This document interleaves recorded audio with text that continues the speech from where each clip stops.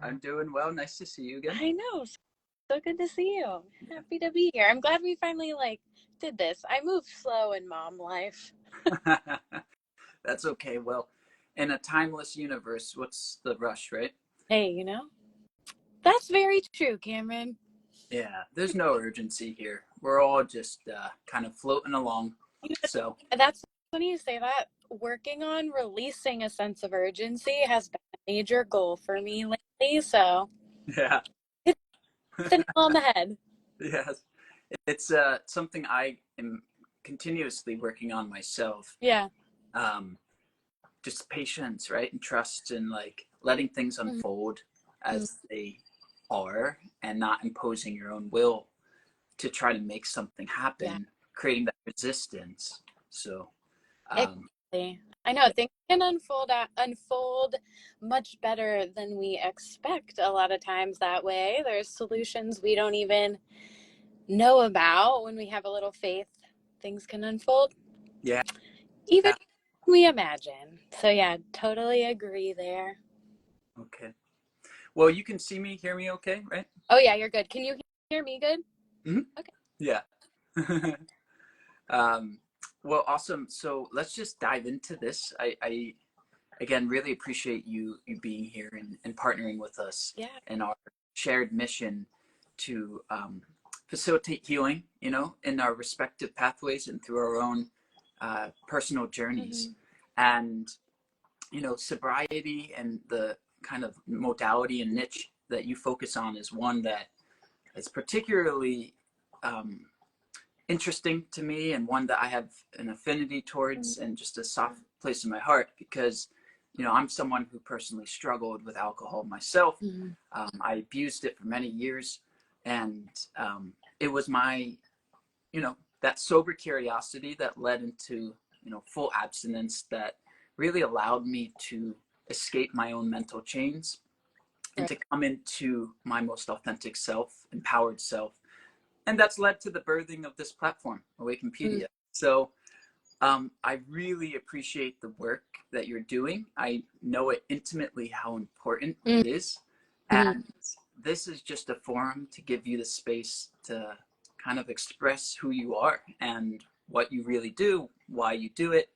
Um, and just a really kind of friendly, soft conversation to give the Awakenpedia community a better sense about you and your journey. So, welcome. That's a long-winded way of saying thank you for being here, and I appreciate you.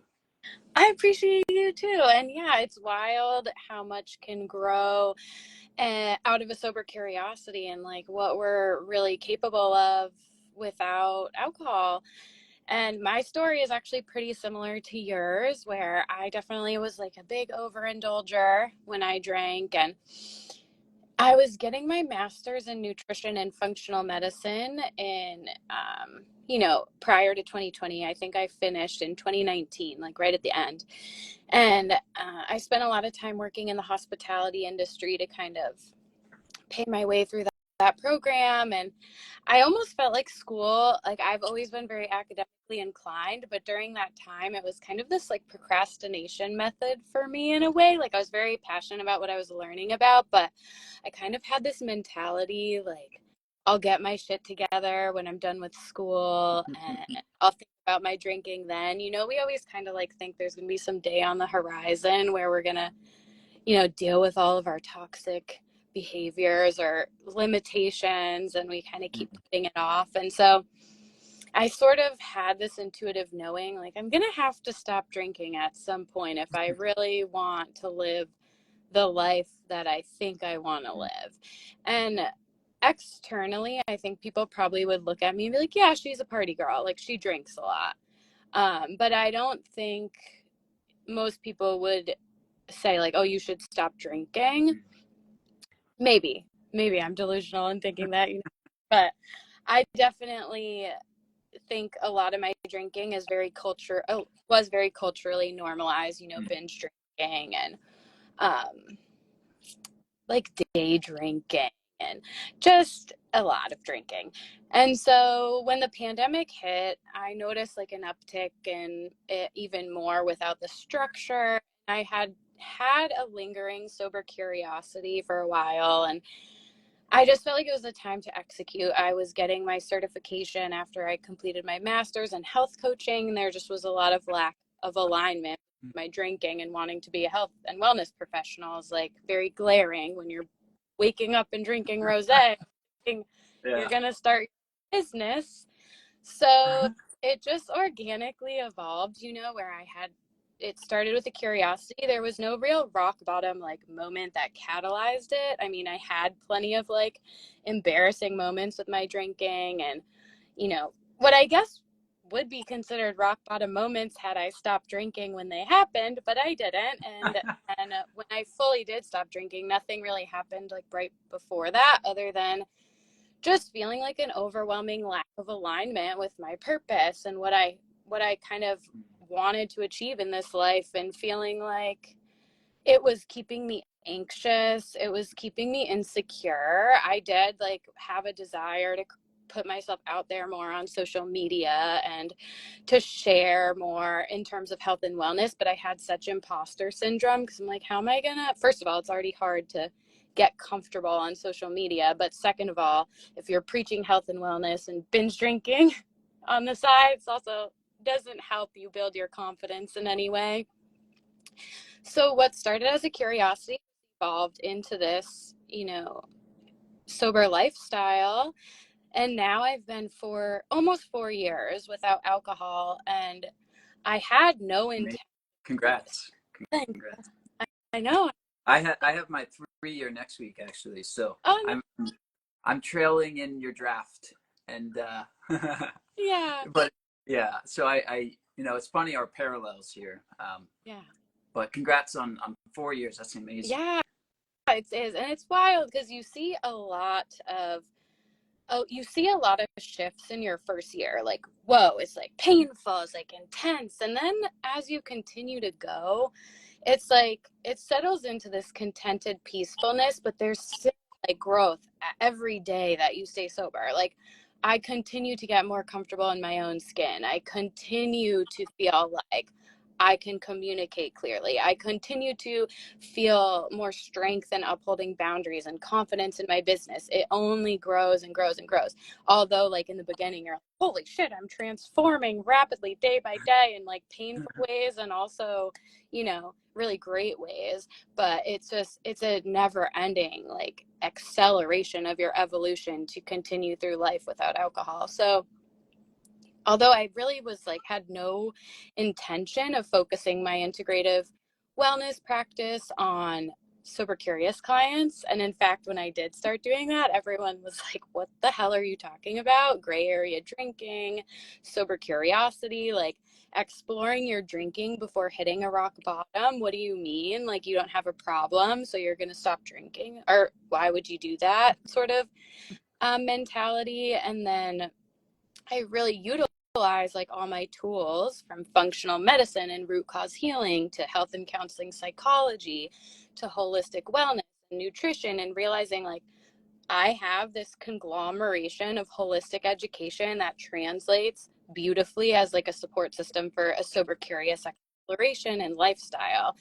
And so I just decided that I wanted to focus on that, and thought like, there needs to be a space for people to holistically explore their drinking before it becomes a rock bottom. Because while like the recovery community is so beautiful and and great for people who are struggling with addiction and really need this like all or kind of nothing approach, I think there's a wide spectrum of people who subscribe to toxic normalized drinking programming, and they don't realize like, why do I hate my life? Why am I so unhappy? Like, why do I feel like I'm not achieving the vibrant life I dream of? And it's ultimately, there's some excavation that can happen there, and explore maybe these like stories around alcohol I'm telling myself aren't really as accurate as I think. Maybe it's not helping my stress or really making me the fun person I think it is. Maybe I'm enough without this.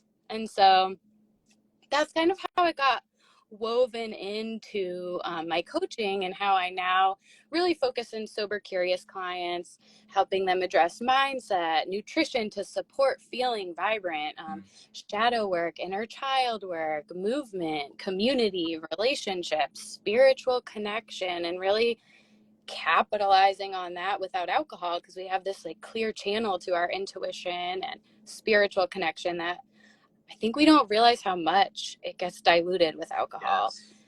And yeah, and so just providing people this like new paradigm, which is in very in alignment with the eclipse happening today, but just this new way of thinking that you don't have to wait, and that in fact sober curiosity, alcohol is not going anywhere. It's always going to be there.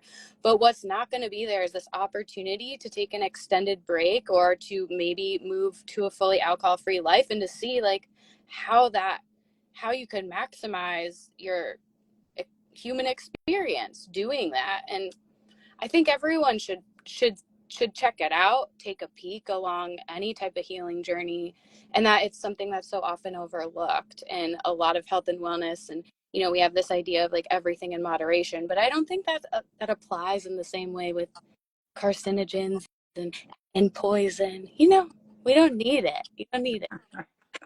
Yeah. So just a little bit of poison's okay, but when a little, it's funny when you look at it and speak in those terms, right? It's like, why would any amount of poison be seen as acceptable? But everyone has to go and learn these things for themselves, right? And that's where it's like, I remember when I was still very deep in my drinking phase, like people would tell me this, and I was like, yeah, whatever. Not compute. Yeah, it just in one ear out the other, because I wasn't ready, right? I wasn't ready to let go. And only when I came into that readiness myself was I at the point to be able, through direct experience, to kind of learn these things, or rather unlearn the behavior of trying to compensate and escape reality by drinking myself, to unconsciousness. Which, like, right? I know, I Yeah. love the kind of quote that's like, don't ask why the addiction, ask why the pain. And if we're drinking to the point of oblivion or overindulgence, or even just regular self-medication, it's like, why are we doing this? Like, why do we feel like we have to drink every day we get home from work? And like, what does that say about our society, that it's like, oh yeah, go have a job that you need, or you feel like you need a drink or several every single day because you're coming home from this job and you're like, I need to decompress. And it's like, that should tell us something, but because it's so normalized, it's like all these little ways we're like fragmenting away from living a life that feels fulfilling to our soul. And then we compensate with like escapes, and it doesn't always have to be alcohol. And another big part of the demographic of people I work with is just helping people get unstuck, because alcohol is just one avenue I'm personally familiar with, as are you, of like escaping a life that is just like not feeling as fulfilling as we deep down want it to. But there's many ways that people escape, distract themselves. Social media can be an escape. Like gossip can be an escape, just harshly judging other people, or food, all like so many things really can be this crutch of just preventing us from really examining like the spaces in our life that aren't in alignment. And it can self-medicate, and it can be a temporary anesthetization, but ultimately, like at some point we have to kind of deal with the shit under the carpet to get where we have the full potential to go. Yeah, such a good point, and so true, Oh, because and perfectionism too. And I love because our patterns, right, can be distractions and yes, fear of judgment and all of the things. So yeah, and I've seen within even within myself and many of my friends and people also on this journey, how you can just substitute addictions, and you're not actually dealing with the underlying issue that's causing the desire or impulse to escape. So you substitute booze for nicotine, or something for something, and so it's like you're not actually necessarily healing in that way that we know at root level healing is. So, looking at this holistically and saying sobriety is inclusive of all the ways that we attempt to escape is really important as to be able to bring us back into true balance, peace, right? Just like that contentedness, as you said. And you made such a good point about, because this is what I felt so clearly in my journey too, about how alcohol, but really any form of escapism, dilutes the strength and purity of connectedness with the spirit and that channel, right? It just clogs it all up. It creates so much muck and static and noise, and it prevents you from seeing clearly. It prevents you from knowing who you truly are because you're in this cloud of of illusion that is keeping you stuck. So I found when I let go of the bottle and really all substance and just what started to live in alignment with an unaltered lifestyle, just pure, raw, natural in every way, it allowed me to see with such clarity and to have such great connectedness that it was the most enlivening feeling ever. It's like the life back to me, right? Taking the life that I had given away to all these forms of escapism, one by one, collecting it and stepping back into power. It's almost hard to describe with words, but I Yeah. know that the feeling, right, is so real. It's so true. That's why I know you do this for that reason. I do this for the same reason. It's about providing people with the knowingness, that light that we have been able to step into, and providing people the pathway to access that themselves. Yeah, accessing a life where you feel comfortable without any crutches and you really get to connect to being unadulteratedly alive, which like I past me would roll my eyes and like, what the hell are you talking about?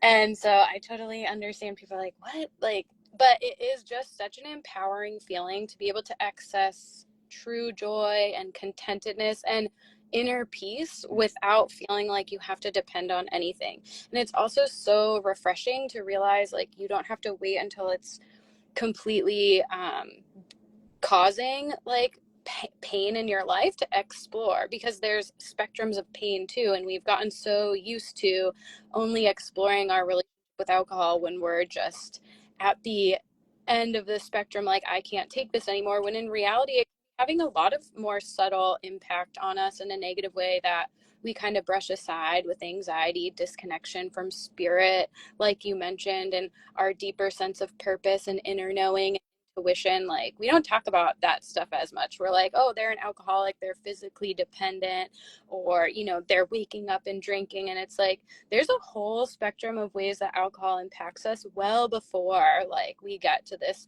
really dark place. And there's often like a culmination of factors that get us to a dependence on something that's addictive, and there's trauma involved. And so I really think there's no other way to like address sobriety in a sustainable way than holistically.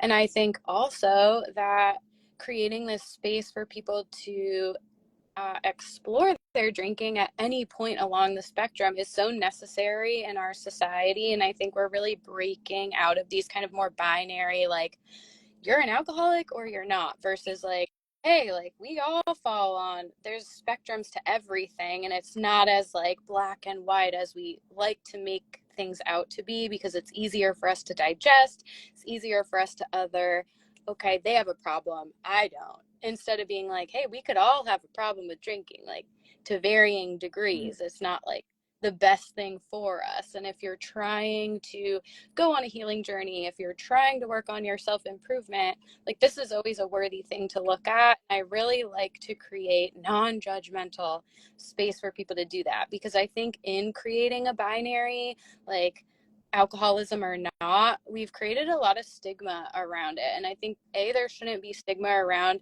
like addiction in the first place. When there's things that are addictive and people become addicted to it, like that shouldn't be a stigma. It should be like, why are we having an addiction problem? Why do we create a society where people are constantly wanting to escape? Why are people always burnt out and stressed out? Like, how systemically are we setting people up for failure around alcohol, and like not emphasizing that really life shouldn't be something that constantly needs to be escaped, contrary to like what our society encourages.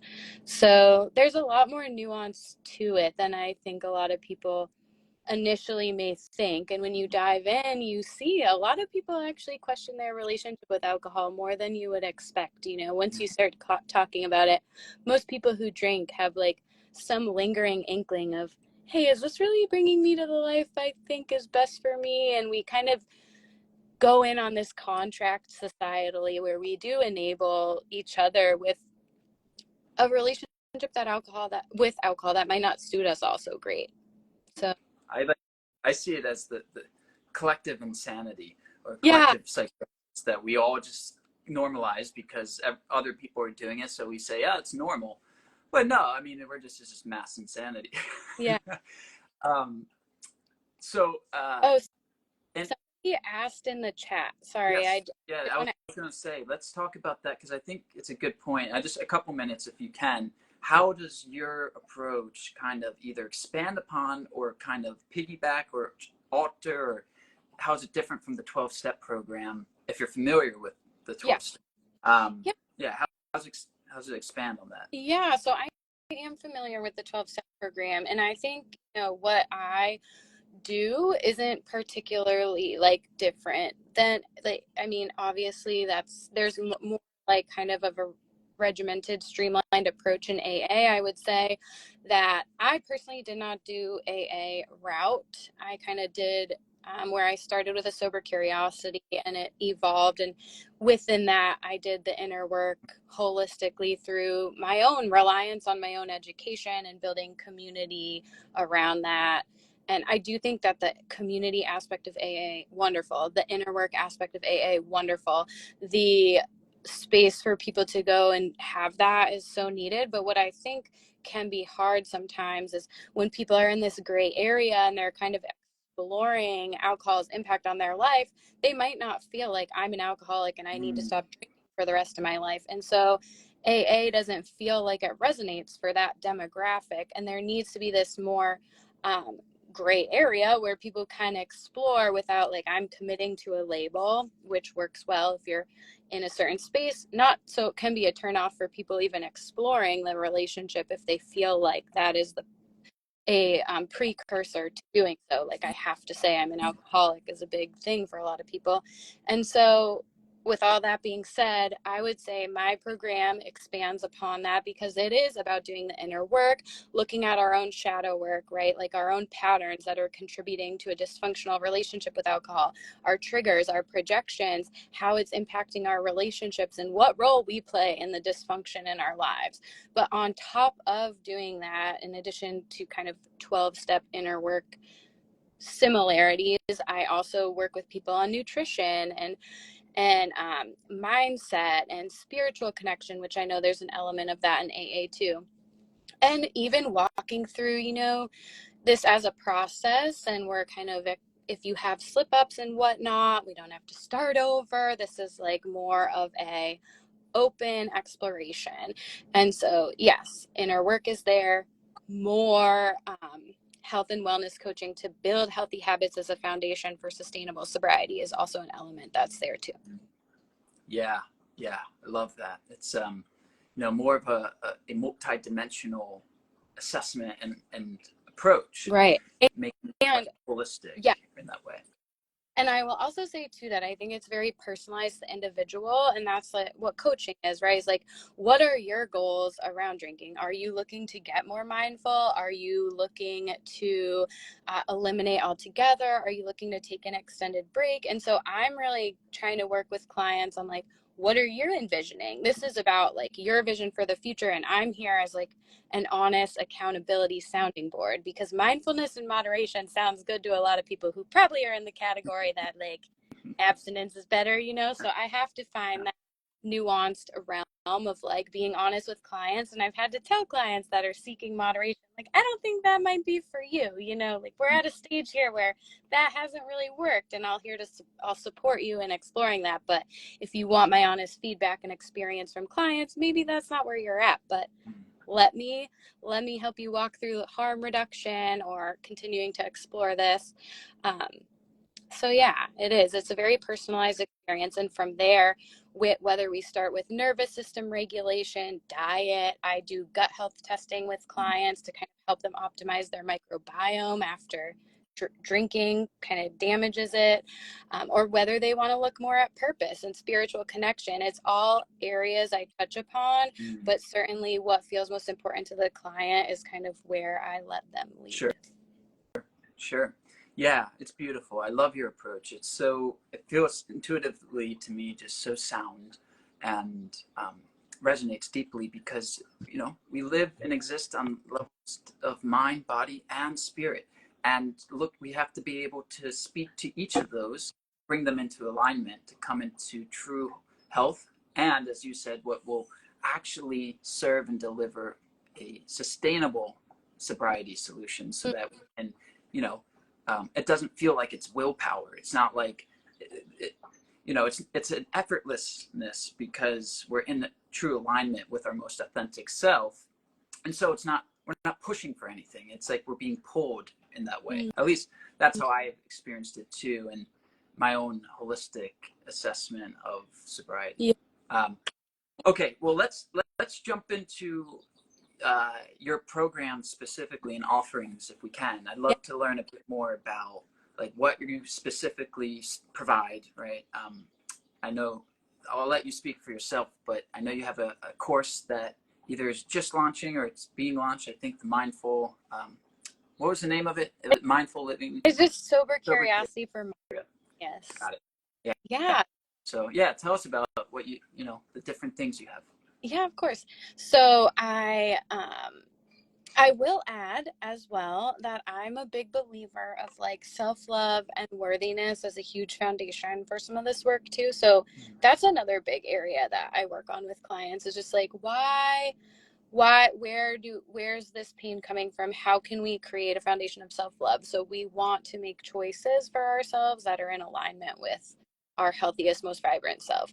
Where does this desire to check out and kind of beat ourselves up come from, like physically, right? Is that's what we're doing.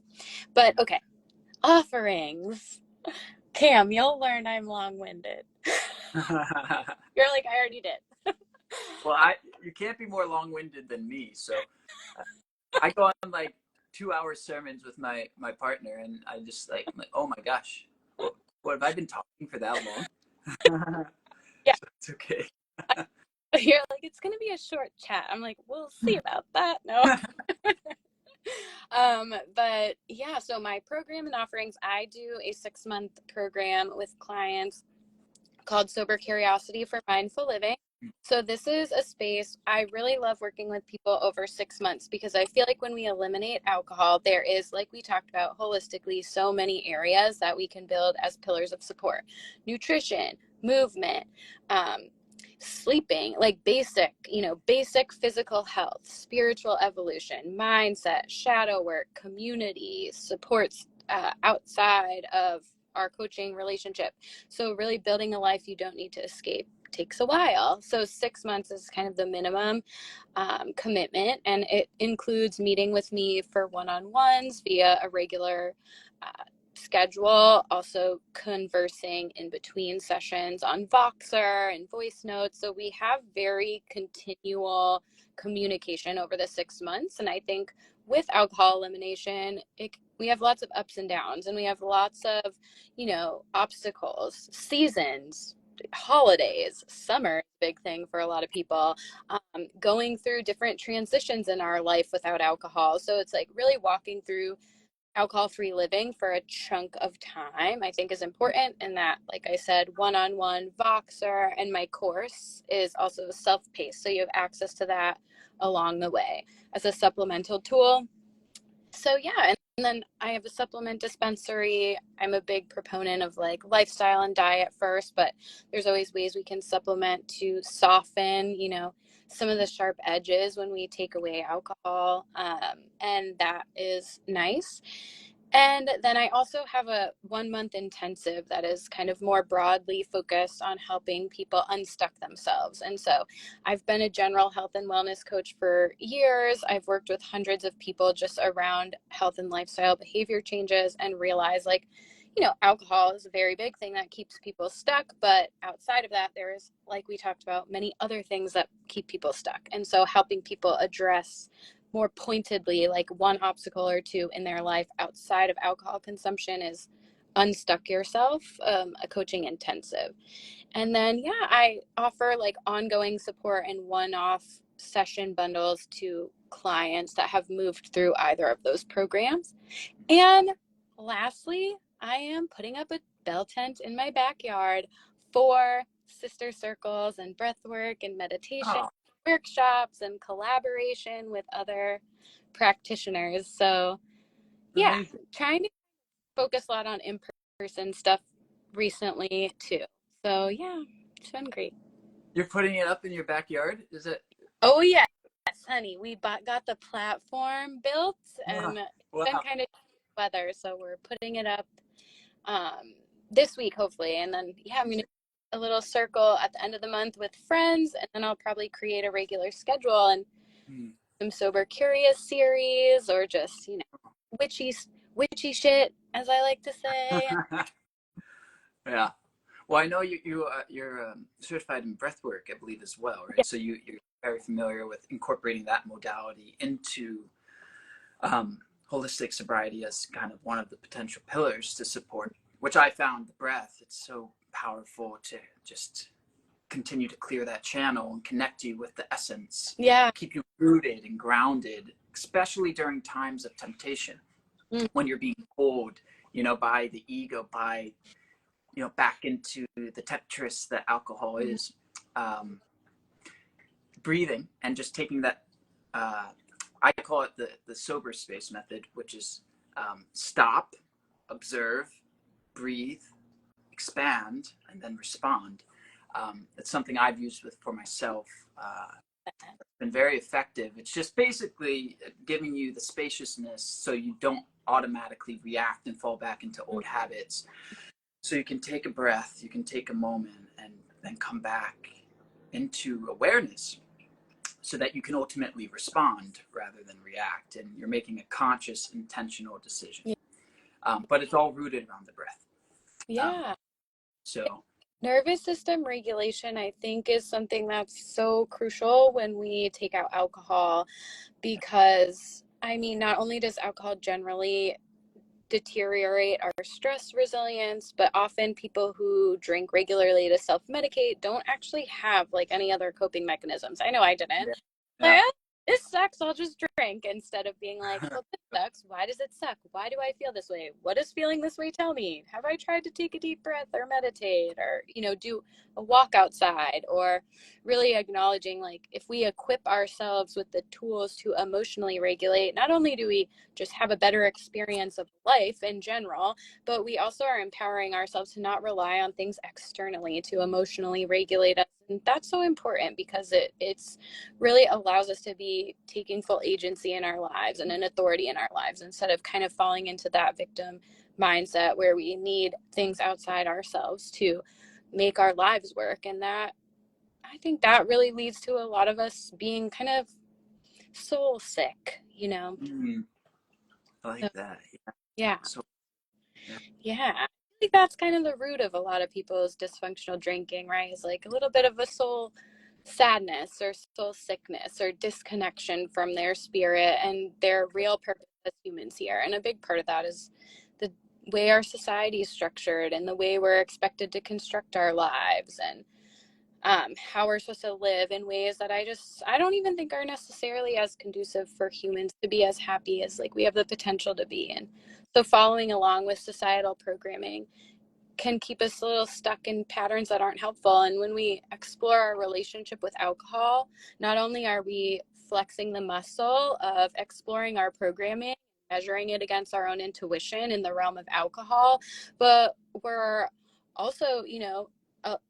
able to extract that tool to other areas. I mean, like, what other areas have I been blindly adhering to belief systems that don't serve me? Yes. And taking away the alcohol really allows you to see that clearly. So it's kind of twofold, the benefit. Yeah. You speak so beautifully about this, by the way. I want to affirm you. It's very eloquent, and I think it's very nice and clear. Thanks.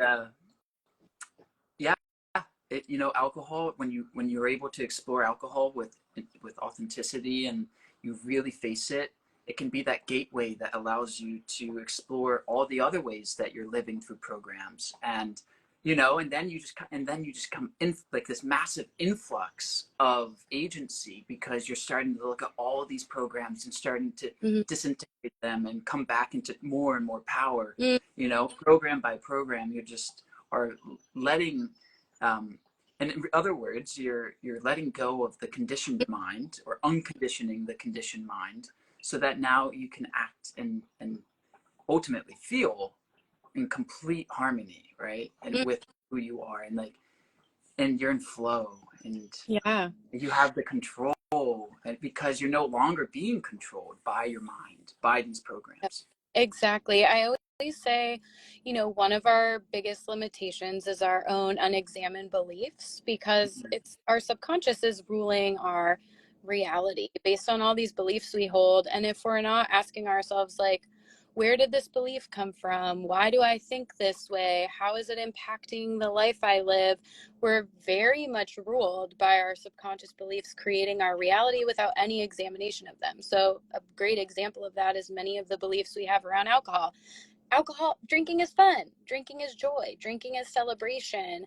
I'm not going to have a personality without drinking is stress relief. Like, we tell ourselves these things, but it's just funny. It's funny in not a funny way. Yeah. That when we look at it, we're like, well, alcohol actually does the exact opposite of reduce stress physiologically, in the moment, for time to come. The effect it has on our like neurological functioning, cognitive functioning, the effect it has on stress resilience, hormones, gut health, all the things. Like, it does nothing for stress. But think, if you're constantly telling yourself that and you're never challenging that belief, how often are you drinking for stress while exacerbating it?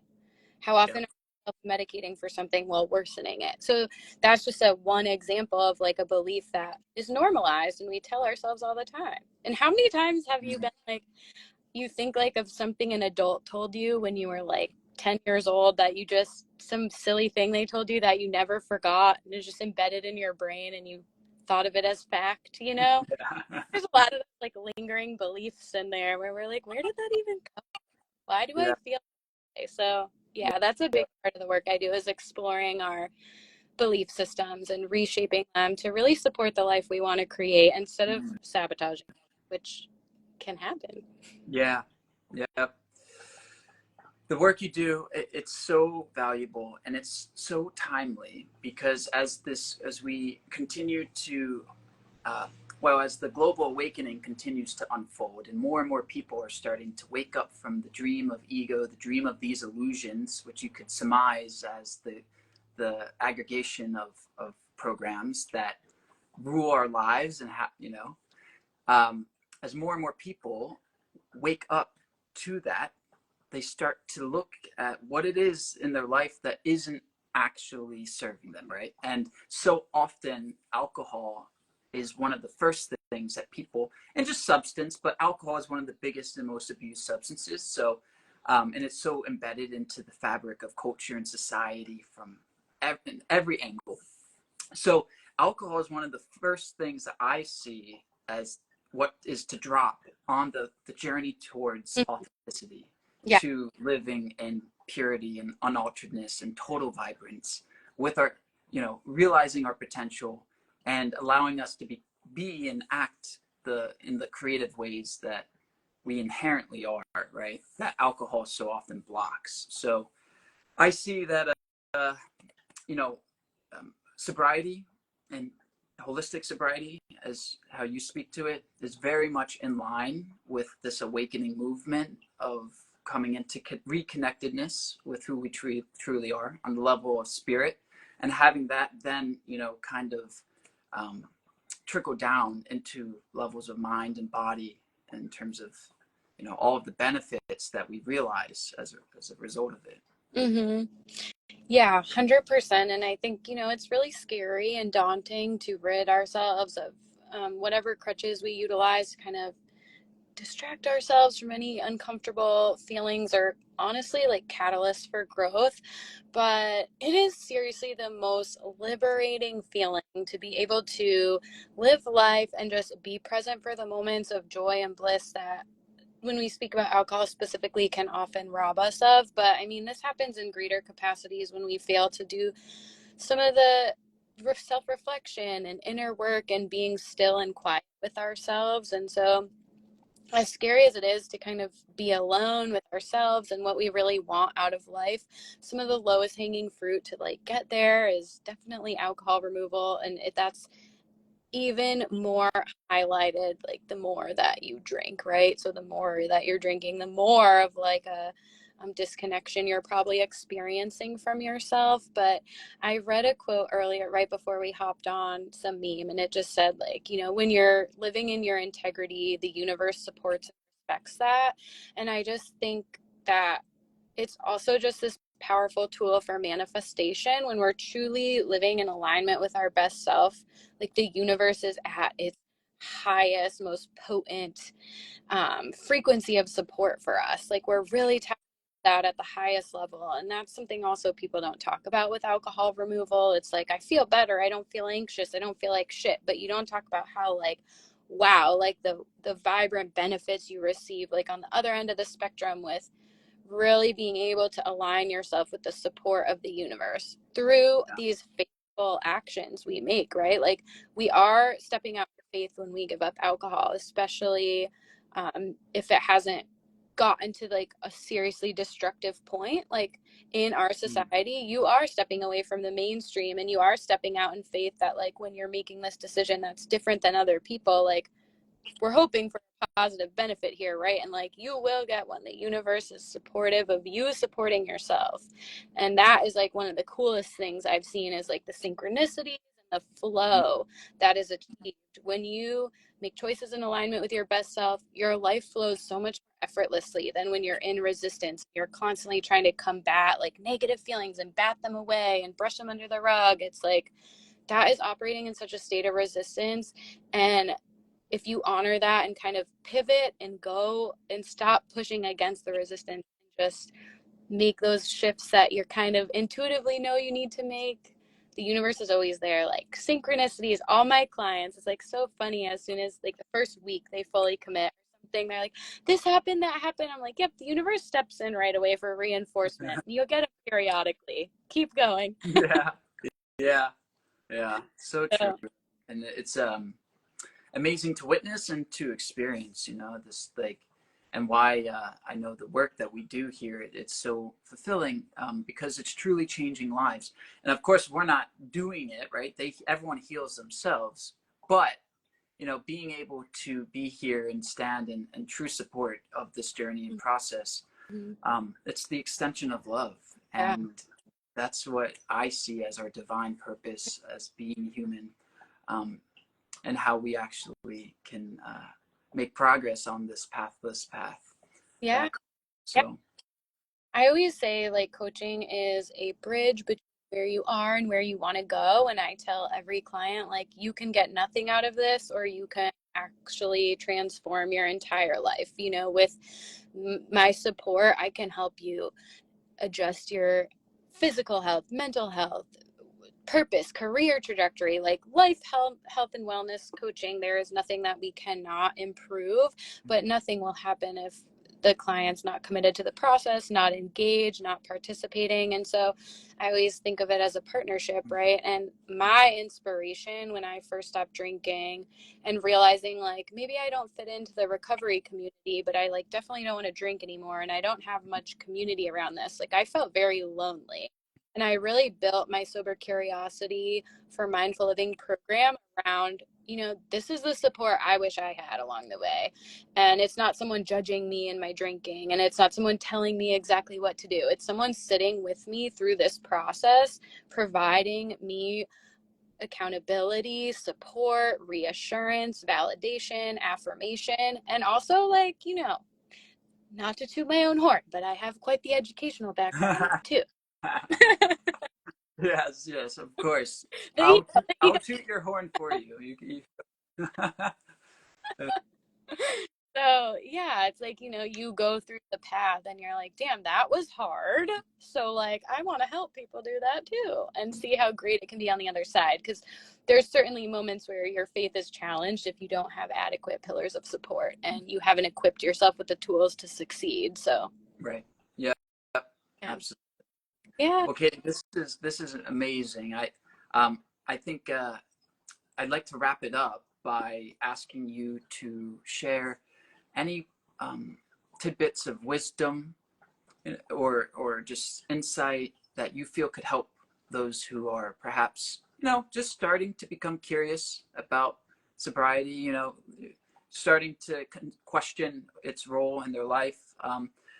Yeah, so any type of guidance that you'd like to impose in this moment that's kind of rising up. Yeah, I was just talking with a client about this, and we were talking about how often on a sober curious journey, you can get a lot of like curiosity from other people. And you can also experience people saying things like, I didn't think you had a drinking problem, that type of thing.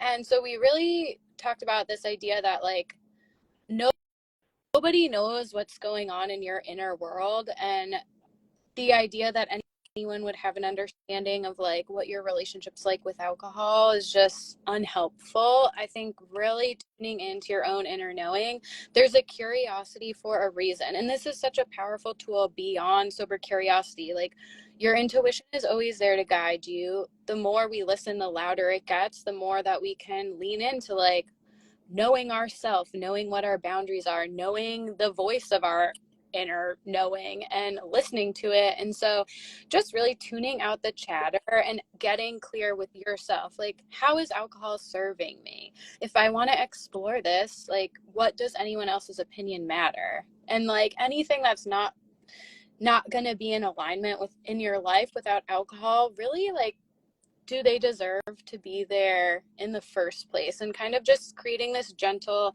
compassion for yourself as you explore and know things will align as they need. And just this idea of following the nudge. I think we're very disconnected from our intuition and sense of purpose and meaning in our culture, and just knowing that the universe and is pushing you towards this for a reason. You don't need to know what that is to explore it. And alcohol is not going anywhere. You can take a month break, see how you feel, Yeah. and you can always go back to blacking out after that if you want. But I bet you won't want to. Yeah. Yeah.